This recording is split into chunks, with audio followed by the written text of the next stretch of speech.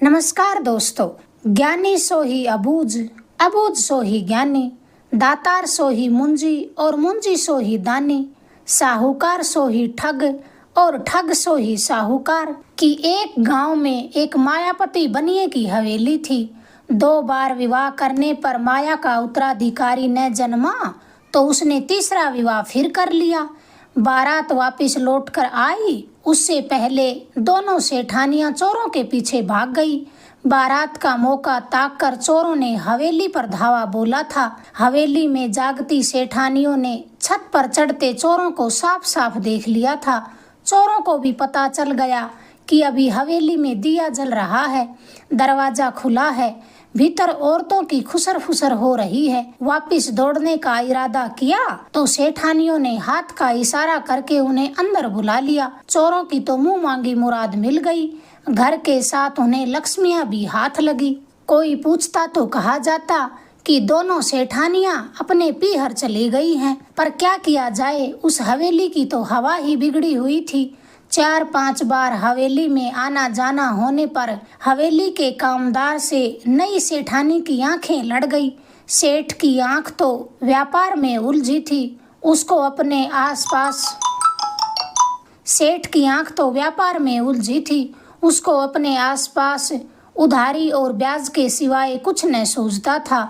उधर तीसरी सेठानी का रूप उसके यौवन में उलझा हुआ था, उसको भी आसपास कुछ नहीं सूझता। दोनों की अनदेखी में कामदार का काम बन गया। व्यापार के बहाने सेठ ने परदेश जाने की मनसा दर्शाई तो सेठानी ने जरा भी नानुकुर नहीं की। विनम्रता से हाथ जोड़कर कहने लगी, पति की इच्छा में ही उसकी इच्छा है, पति की खुशी में ही उसकी खुशी है। सेठ नरम पड़ते हुए बोला, भला मेरी ऐसी खुशी कैसे हो सकती है, मेरी ऐसी इच्छा कैसे हो सकती है। सेठानी अनजान बनने का स्वांग करते हुए कहने लगी, क्यों, खुशी तो खुशी ही होती है। आपकी इच्छा न हो तो यूं समझ लें कि मेरी खुशी आपकी खुशी में है। पर दोनों पत्नियां पीहर से लौट आए तब परदेश चले जाना। परदेश तो परदेश की जगह रहेगा, मगर उनके बिना घर सूना सूना लगता है। उनके आने पर मेरा भी मन बहल जाएगा। अब औरतों का मन तो बहलता है, वैसे ही बहलता है। इसलिए सेठ ने परदेश जाने की आड़ ली थी। मन ही मन दोनों ही एक दूसरे के मन की बात समझ गए। दूसरे ही दिन शुक्ल पक्ष की 13 को मुहूर्त था। सेठ ने तो राजा कर्ण की वेला में मुंह अंधेरे जल्दी से रकाब में पैर रखा तो पीछे मुड़कर नहीं देखा। सामने वाले गांव के टीले पर चढ़ते ही एक राहगीर सेठ के साथ हो लिया। सेठ ने उसे भाई कहकर पुकारा। भाई का बोल सुनते ही राहगीर का माथा ठनका, ललाट पर हाथ लगाकर कहने लगा, 7 महीने से इसी टो में था कि कब हवेली में डाका डाला जाए।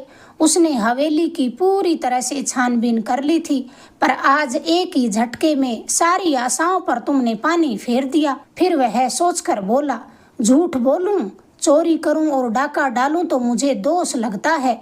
मैं तो ठगों के गांव का मुखिया हूं। फिर आगे हंसता हुआ कहने लगा, सेठ जी, आप तो ठगों से ऊपर के ठग निकले। मुझे क्या सोचकर तुमने भाई कहा है? सेठ ने कहा, अनजान राहगीर को भाई के नाम से पुकारने का मेरा यह नियम है। मेरे पिताजी ने मुझे यह नियम पकड़ाया था। सच में मैंने तो अनजाने में ही तुमसे भाई का नाता जोड़ा है। बनिए की अनजानी बात भी दूसरों की समूची जानकारी से कहीं ज्यादा होती है। उनकी जाति से न ठग लोहा ले सकता है, न चोर और न ही डाकू। ठगों से कैसी प्रीत। जंगल में तो अकेले बनिए की विनम्रता ही उसका साथ देती है और अकड़ तो गंवारों को ही शोभा देती है। मिठास भरे स्वर में कहने लगा, इतना पछतावा करे जैसी बात ही क्या। सगे भाई क्या एक दूसरे के साथ विश्वासघात नहीं करते?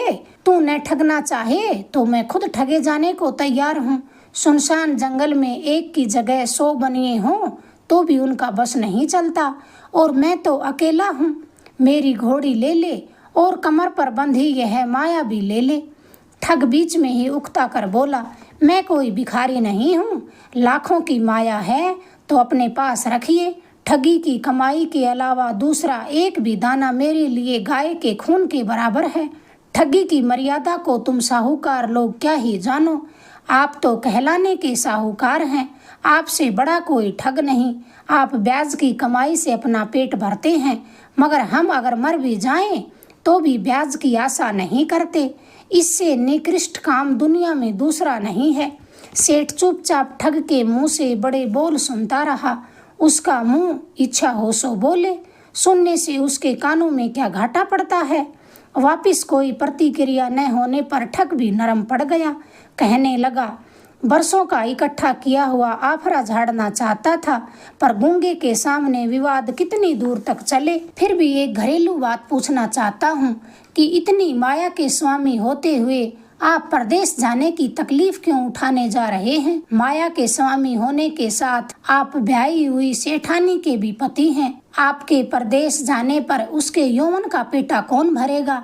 आप सारी बात जानते हुए भी अनजान क्यों बन गए, मुझे इसका मायना बता दीजिए। सेठ उस निर्जन जंगल में ठग के चेहरे पर टकटकी लगाकर देखने के बाद सुलगते हुए स्वर में कहने लगा, हम बनियों को सारी बातें जानते हुए भी अनजान बनना पड़ता है। माया और व्यापार से बड़ी हमारे लिए कोई मर्यादा नहीं है।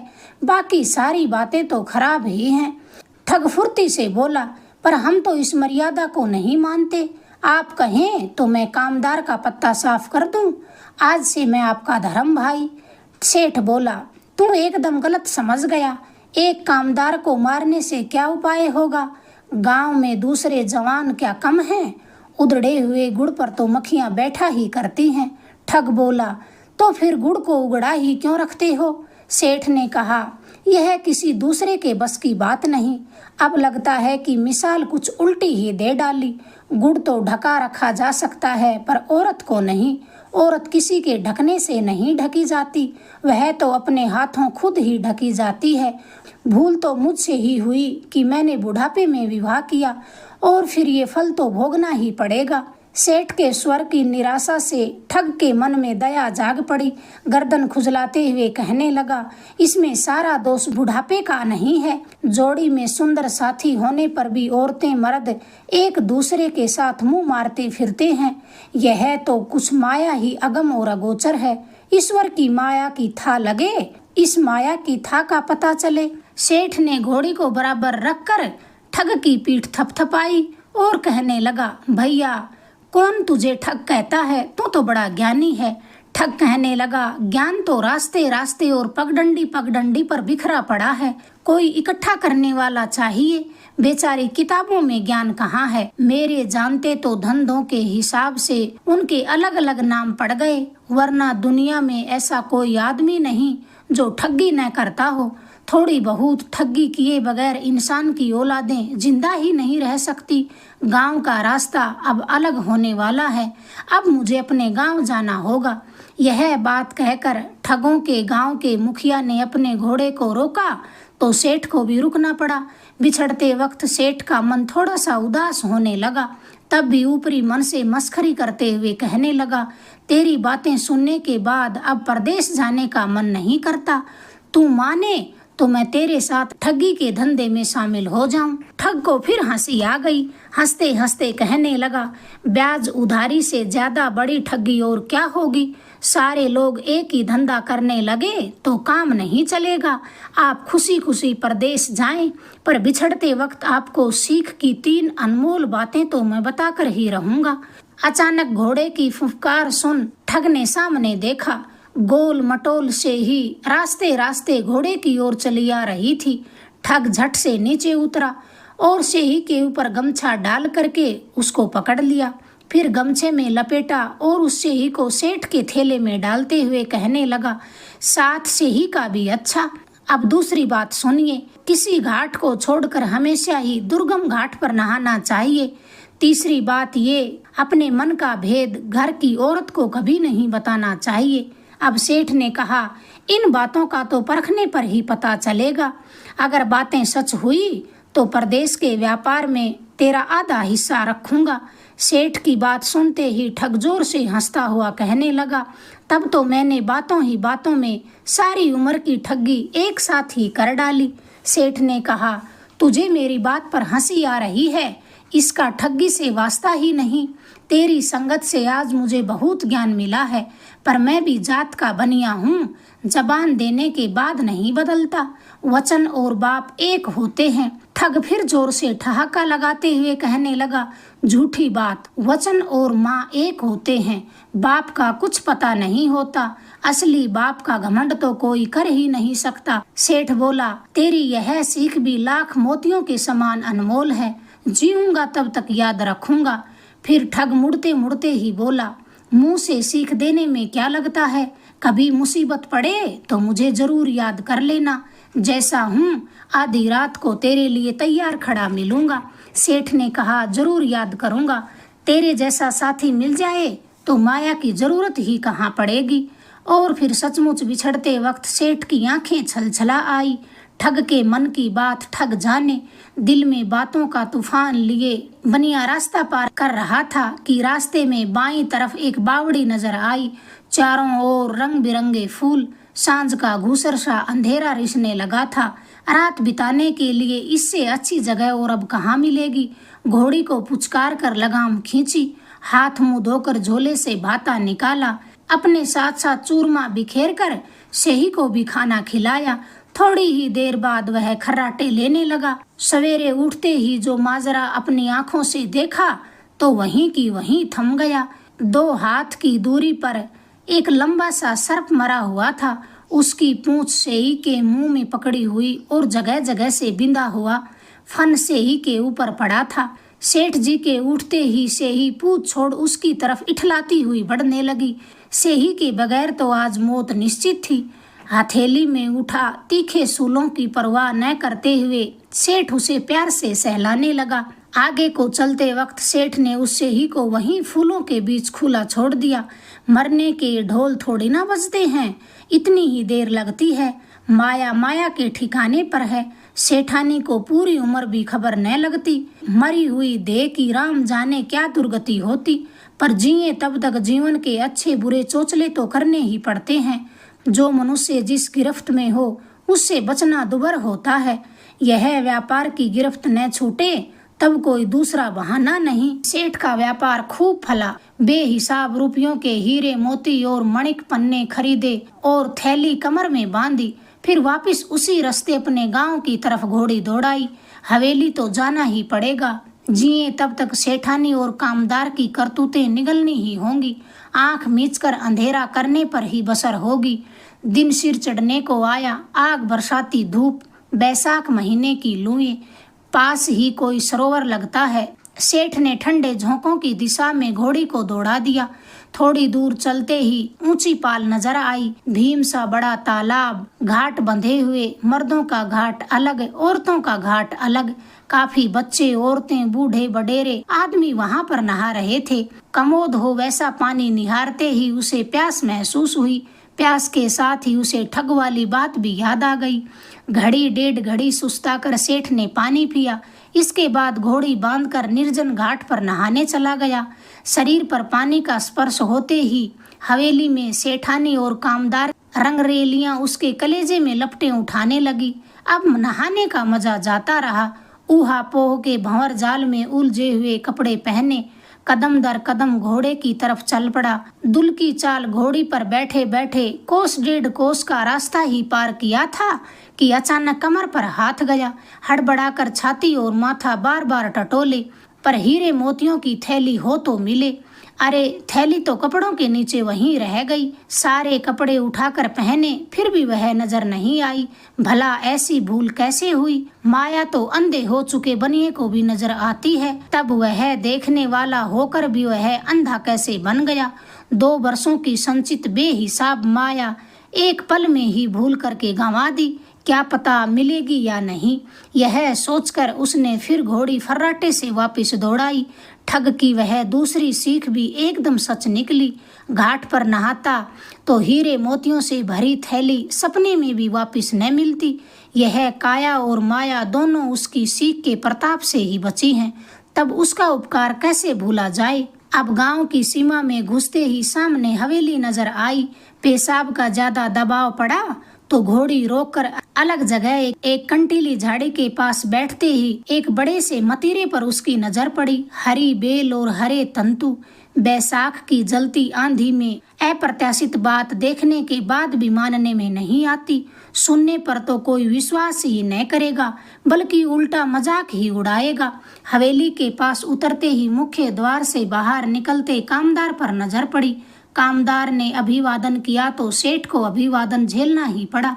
बिना पूछे ही कामदार बोला कि वह हवेली में गुड़ देने आया था। सेठ ने कहा, मैंने तुझ पर दूसरा वहम कब किया है। धप धप सीढ़ियां चढ़ते सेठ मेड़ी में जा पहुंचा तो सेठानी श्रृंगार से लदकद हुई पलंग पर सोई पड़ी थी। इतर फुलेल की महक उसे कड़वी लगनी थी सो उतनी लगी, पर मुंह से कुछ न दर्शाकर सेठानी को जगाते हुए कहने लगा, अभी तक सो रही हो। सेठानी चौंक कर उठ बैठी, आंखें मलते मलते सारी बात सोच ली। मुस्कुराते हुए कहने लगी, पधारिए। ढलती रात को मुझे आपके आने का सौपन आया था तो मैंने श्रृंगार कर लिया। आप जानते हैं कि मेरा सपना कभी झूठा नहीं होता। अभी भी सपने में मैं आपके साथ, यह कहते कहते उसे लाज आ गई। फिर वह लजवंती सेठानी आधी पलकें मीचकर पति के गले में झूल गई। सेठ ने भी दूसरा तीसरा विवाद न करके उसके गालों पर चुंबन जड़ते हुए कहा, सपना तो क्या, तुम्हारी तो बातें भी सच्ची होती हैं। मेड़ी से निपटने के बाद सेठानी ने उत्साह और शौक से रसोई बनाई और सेठ ने भी शौक से भोजन खाया। कुल्ला करते करते सोचने लगा कि ठग की 2 बातें तो सच निकली, अब तीसरी बात की परीक्षा करनी चाहिए। अब सेठानी को भेद बताए बिना इसकी परीक्षा कैसे हो, यह सोचकर सेठ सेठानी के पास जाकर कहने लगा, आज तो गांव में घुसते ही मैंने एक अत्यंत अप्रत्याशित बात देखी। सुनकर दूसरा क्या, आप भी विश्वास नहीं करेंगी। सेठानी भी रसोई के काम से निपट चुकी थी। सेठ ने उसको कंटीली झाड़ी में मतीरे वाली बात बताई तो सेठानी सिर घूमते हुए कहने लगी, आपको कोई धोखा हो गया है। पूरी दुनिया छान मारे तो बैसाख के महीने में बेरुत मतीरा नहीं मिलता। हरी बेल और हरे तंतु का कहीं आपको कोई सपना तो नहीं आया। अगर यह बात सच हो जाए तो मैं 1000 मोहरों की शर्त मानने को तैयार हूँ। सेठ ने कहा, घर में आपस में शर्त क्या लगाएं। आप जीती तो मैं जीता और मैं जीता तो आप जीती, पर आंखों देखी इस बात के लिए दूसरा शर्त कौन लगाएगा। उसको तो निश्चित ही हारना पड़ेगा। सेठानी के मन में मतीरे वाली उत्सुकता जगाकर सेठ तो दुकान के लिए चल निकला और सेठानी मन ही मन कोई गहरी युक्ति सोचने लगी। थोड़ी ही देर बाद सेठानी का संदेश मिलते ही कामदार खीर में डालने लायक अच्छे से चावल लेकर उन्हीं के बहाने हवेली में पहुंचा। सारी युक्ति समझाकर सेठानी दरवाजा बंद करते हुए बोली, इस लुका छिपी का अंत किए बिना मुझे तसल्ली नहीं होगी। देखना कैसी होशियारी बरतते हो। कामदार पीछे मुड़कर कहने लगा, मेरी होशियारी पर तुमको शक है क्या? 2 दिन की तसल्ली रखनी पड़ेगी, फिर तो बस खुल्लम खुल्ला।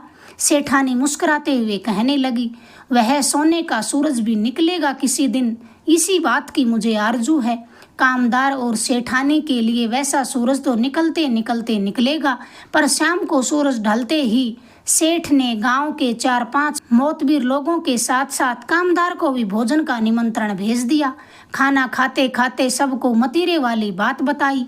कामदार ने कहा, आप फरमाते हैं तो ये बात सच ही होगी, लेकिन मेरे गले तो नहीं उतरती। सेठ ने उतावल के साथ चुनौती दी, गले न उतरे तो शर्त लगा लो। कामदार बोला, शर्त तो सारे लोग एक साथ ही लगाएंगे। दूसरे लोगों ने भी कहा, सेठ जी की बात पर उन्हें जरा भी अविश्वास नहीं। इस दुनिया में अप्रत्याशित बातें क्या होती नहीं, कुदरत की लीला को कौन जाने। शर्त लगाएं तो अपने बूते पर ही लगाएं, हमें इससे कोई मतलब नहीं। कामदार ने कहा, सेठों की बराबरी तो नहीं, पर इतना बूता तो मेरा भी है। सेठ जी फरमाए तो शर्त लगाने को मैं तैयार हूँ। 1000 मोहरों से कम की क्या शर्त लगाएं। सेठ फिर खीर का चटकारा लेते हुए कहने लगा। कामदार हाथ जोड़ते विनम्रता से बोला, इतनी मेरी हैसियत नहीं, आपकी तो आंखों देखी बात है, पर मैं तो अंधेरे में तीर मार रहा हूँ। घर में चुनिंदा चीजों में से सबसे पहले जो हाथ लगाए सो जीतने वाले की।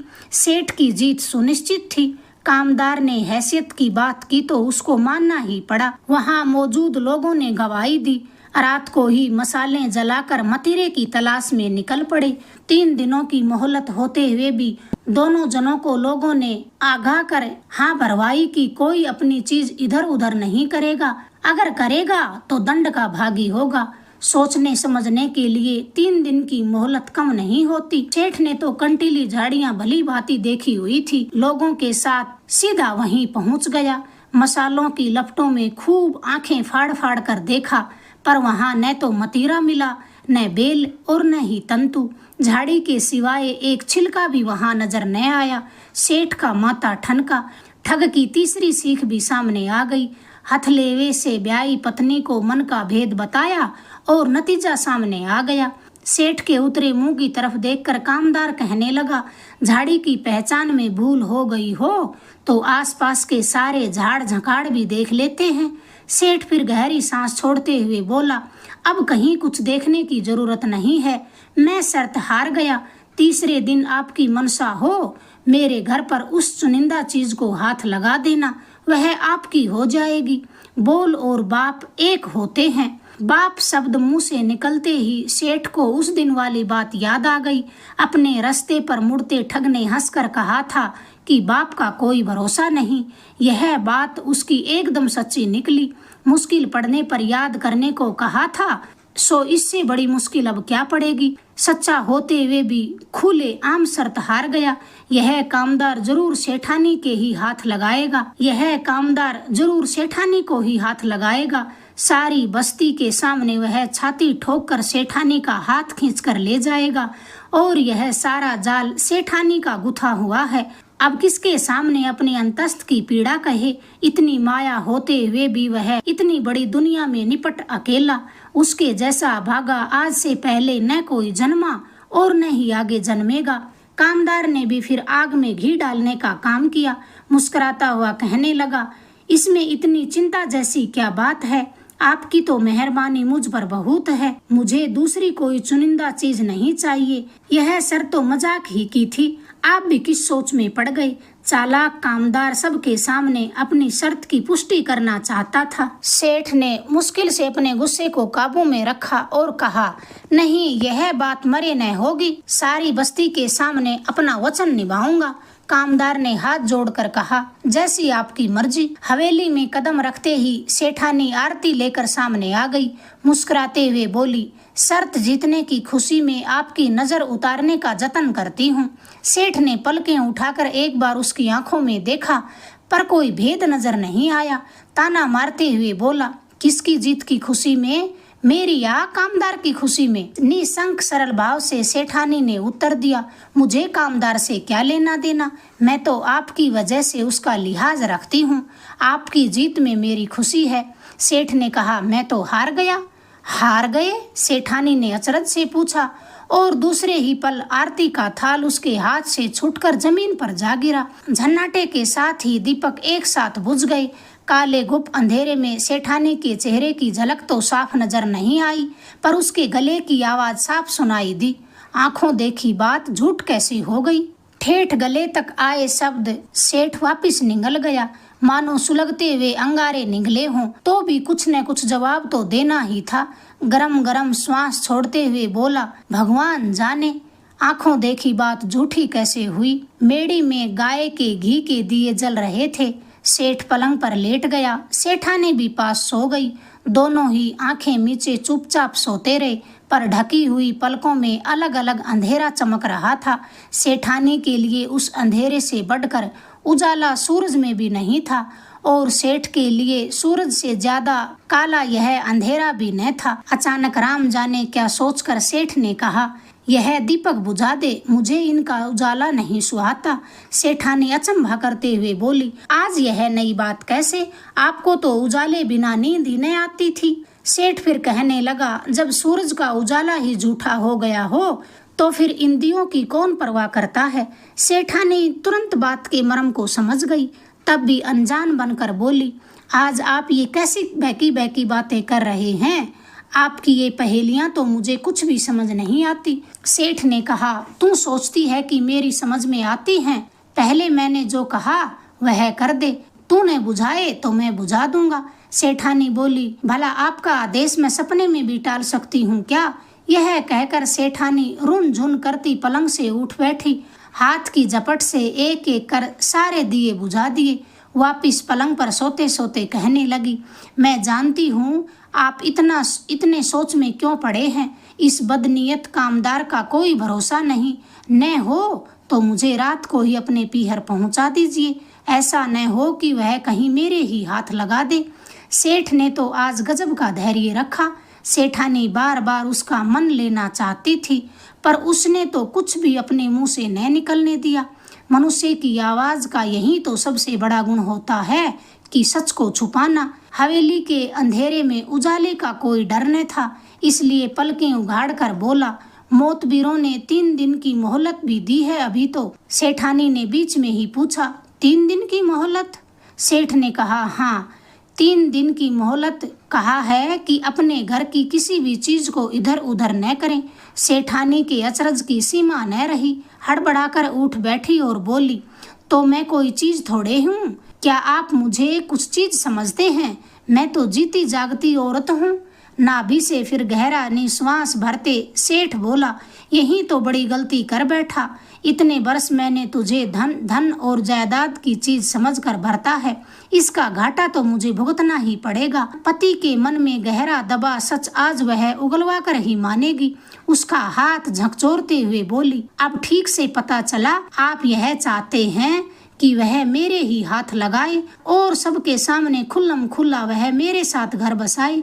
बोलिए, आप यही चाहते हैं या नहीं? सेठ ने कहा, मेरे चाहने या न चाहने से क्या होगा?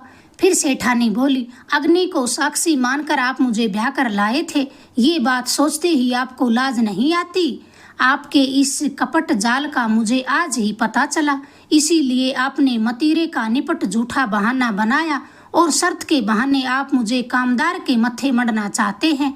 ऐसे ही सत्यवादी हैं तो मुंह से बोलकर कुछ जवाब दीजिए। यह तो उल्टे चोर कोतवाल को डांटे जाने वाली बात हुई, पर सेठ ने किसी कीमत पर मुंह का लिहाफ न खुलने दिया। जवाब देने के लिए बार बार ललकारा, तब जाकर सेठ धीरे से बोला, क्या जवाब दूं? मुझे तो कोई जवाब ही नहीं सूझता। आज तो तुम कहे वही सब बातें ठीक हैं। सेठानी बोली, पर मैंने कोई गलत बात कही हो तो मुझे दोष दीजिए, मैं चूं भी नहीं करूंगी। पत्नी की तारीफ करने के लिए सेठ ने कहा, चूं करे वैसी रात तो तेरा जन्म भी नहीं हुआ। सेठानी को 16 आने विश्वास हो गया कि पति तो निरा अंधा और निपट गंवार है, इसके मन में कोई संदेह नहीं। तसल्ली से फिर बोली, तो? सेठ फिर कहने लगा, तो क्या, तेरे जैसी तो तू ही है। इसके बाद दोनों जने आंख मीचकर नींद के बहाने चुपचाप सोते रहे, पर किसी की आंख में झपकी न आई। सेठानी खुशी की लहरों में जाग रही थी और सेठ कलह के दाव में चुपचाप पड़ा था। पर सूरज की किरणें न तो किसी की खुशी का ध्यान रखती हैं, न किसी की जलन की परवाह करती हैं। वे तो वक्त आते ही अपनी आग से नजर आते अंधेरे को पूरा जलाकर ही दम लेती हैं।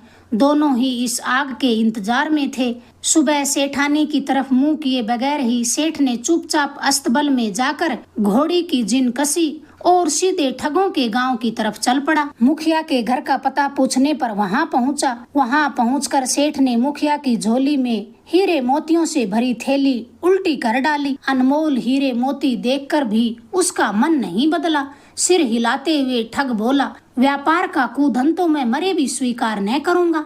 ठगी की खरी कमाई के सिवा ऐसे लाखों हीरे मोती मेरे लिए हराम हैं। सेठ ने कहा, तो इसे ठगी का हुनर ही समझ लीजिए। ठग बोला, ऐसे नहीं समझा जाता। फिर मुस्कुराते हुए कहने लगा, बनियों की तरह ठगों के अंतस्त यूं ही आसानी से भरोसा नहीं करता और न ही मानता।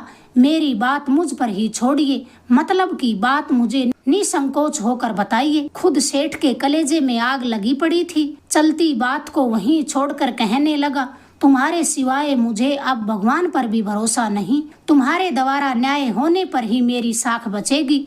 इसके बाद सेठ ने तसल्ली से सिलसिलेवार अपनी रामायण सुनाई कि कैसे मुखिया की दोनों बातें फलप्रद रही। सेही के साथ ने प्राण बचाए, निर्जन घाट पर नहाने से माया बची, तीसरी सीख की परीक्षा लेने यहाँ आना पड़ा है। घरवाली के साथ कसूर उसका भी है।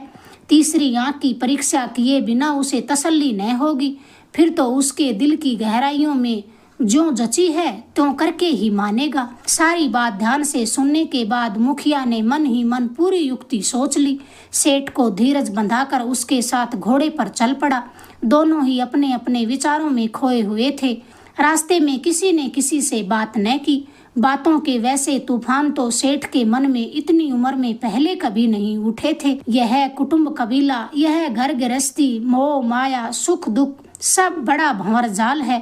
न पीछा छूटे न मुक्ति हो। आपाधापी और स्वार्थ में बड़ा कोई मंत्र और ज्ञान नहीं।